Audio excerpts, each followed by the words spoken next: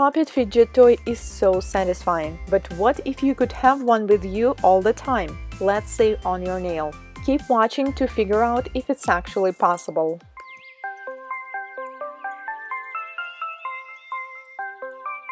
Hello guys, Anastasia here. Pop-it is a fidget toy where users repeatedly pop dimples in and out, similar to bubble wrap. It's an endless cycle because after you've popped out all of one side, you just flip it over and start popping again. I personally love this kind of toys, and I thought that it might be fun to try to create a pop-it nail. Let's get to it. I will use XXL pipe-shaped nails by 1-2-3 Go exclusive Nail Couture soft gel tips because we really need a long one, and I'm going to be a model with my thumb because luckily I have a pretty big one. I wear size L gloves, by the way, and for this design obviously we need some space. I'm going to push back the cuticles, then I decided to skip the prep part so we can go right to the fun part. This is Extend Gel by Apres Nails. I apply it right on the tip to attach it to my nail. And looks like I'm going to need some because my thumb is really big. Then I cure it in Chiara Sky's small lamp and fully cure it in a big one for 1 minute.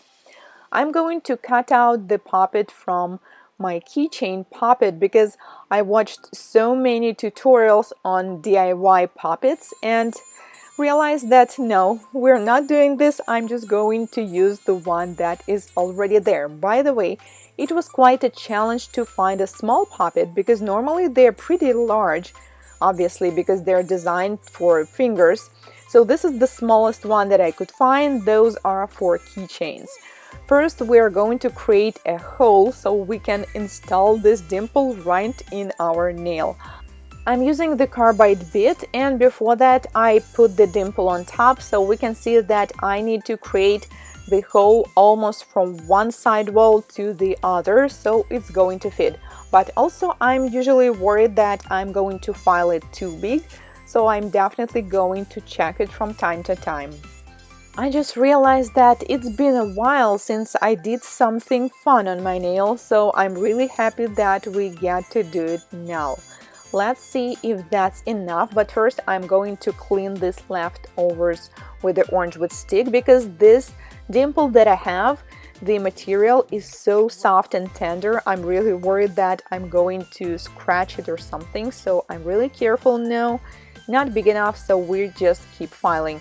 I'm also worried that the edges of this hole will not be soft enough, and I also try to create a perfect circle, so I switch to the diamond bit. By the way, if you're going to do something like this, like use your diamond bit with a tip, then the diamond bit will get dull pretty fast. So I'm using the old one, the one I don't really care about, so it's fine.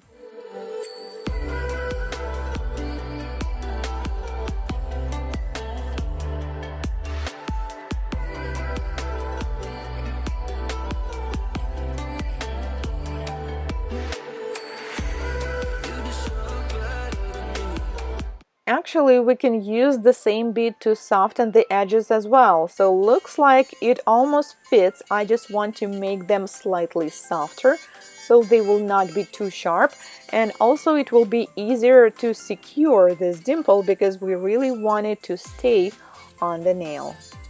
First I was going to secure it with acrylic, but then I was worried that monomer may melt the plastic because this may be plastic and it's so soft.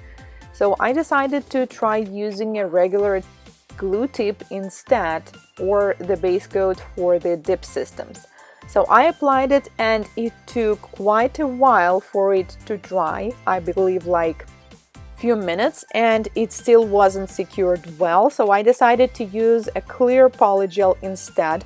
I applied underneath, make sure it's smooth, so we will not need to file it, and also I'm slightly touching the edge of this dimple so it will be properly secured. Then I cure it and let's see if it works. Well, unfortunately, once you pop it, it doesn't stay in this popped position, but you still can get this feeling like you're popping something. So it's not similar to the dimple.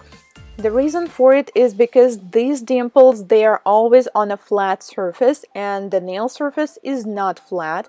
So when I was measuring it and trying it, I was working like with something flat. So the curve of the nail changed it a little bit and now it's stretched out a little bit more like an oval. That's why I guess it doesn't work that way. Also, I had to cut the platform that this dimple was located on because there is no space. So if I ever find someone with a bigger thumb than mine, I guess it's going to work like all the way.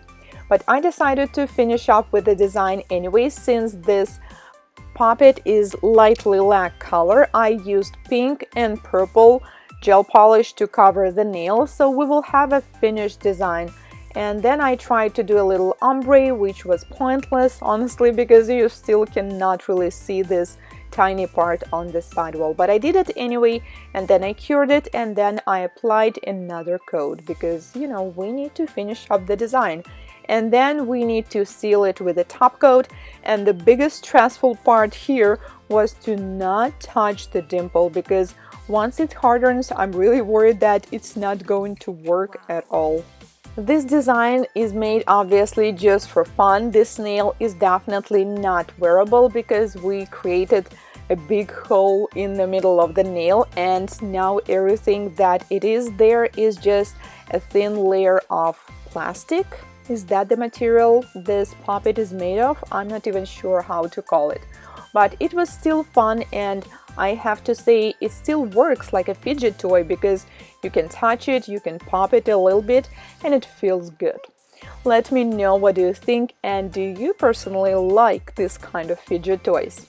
Thank you so much for watching. If this is your first time here on my channel, consider subscribing as I post new nail art tutorials every week. See you in my next one. Goodbye!